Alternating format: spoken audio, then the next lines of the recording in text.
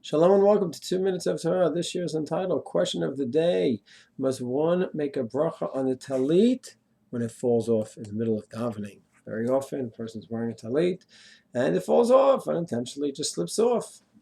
And so he's not involved in the mitzvah. Maybe that's a hefsek, it's a break in the mitzvah, and he needs a new bracha.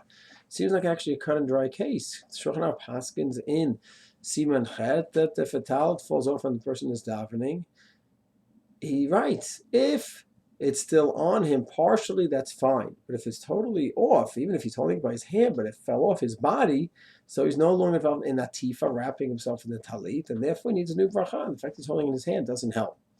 The Mishabura quotes the Gra and the Taz and others who maintain that even if it's partially on the body, essentially it's off of him. The fact that it's a little bit on your shoulders, a little bit on your body, that's not going to help. And therefore you need to make a new bracha. So Shulchan Aruch says if it's a little bit on your body, that may help. And the other poskim say no. When the talit is on your body, that's fine. Once it falls off, you need a new bracha.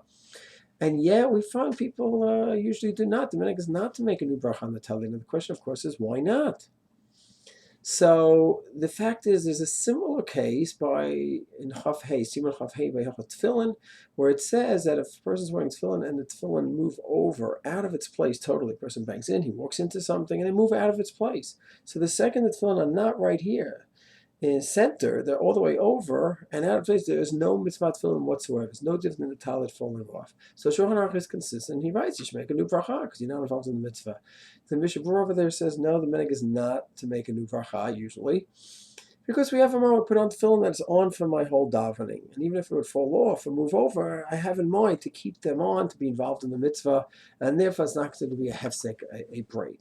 So therefore the Achronim, even the Mishmur does not make the comparison between tefillin, where we don't make the bracha, and Talit, he seems to say you do make a bracha that falls off. Still, some of the Achronim do make the comparison and say that if a talit falls off, the bottom line is you have in mind when you put the talit on the beginning of davening, you have in mind that you're going to wear it the whole time, and even if it falls off, it's all part of your kavanah from the beginning that you're going to be wearing it straight through, and even if it falls off, you have in mind to put it right back on and continue with the mitzvah. And therefore, many hold you to not make a bracha. The Kaf Hachaim says that he's a Sephardi posek. He says that the minhag is not make a bracha.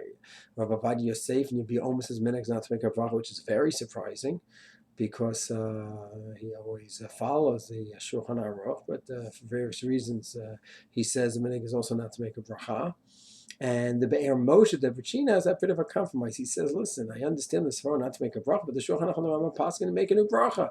He says, if you should make a new bracha, unless as it begins to fall, you didn't catch it, but you have in mind, I got to catch it and put it back on. So even if you missed it, you had in mind right away, it's as if you've taken it off and you put it back on. And when you take it off and put it back on, you don't make a new bracha. So here, if you realize what was happening, so you already have that, you have in mind, I'm going to put it back on and I don't need to make a new bracha. So that's what Moshe says. And Halichot Shlomo says, no, the minhag is like those shitos that once you put on your talit, even if it fell off, it's considered to be that you had in mind from the beginning with the bracha that's going to continue straight through and you don't make a bracha. And therefore, the minhag usually is not to make a bracha when the talit falls off. And even though the Shulchan Aruch says when it does totally fall off, you do make a bracha, the minhag olam is usually not, unless, of course, the person talks to his posek, and the posek paskins differently. Shalom.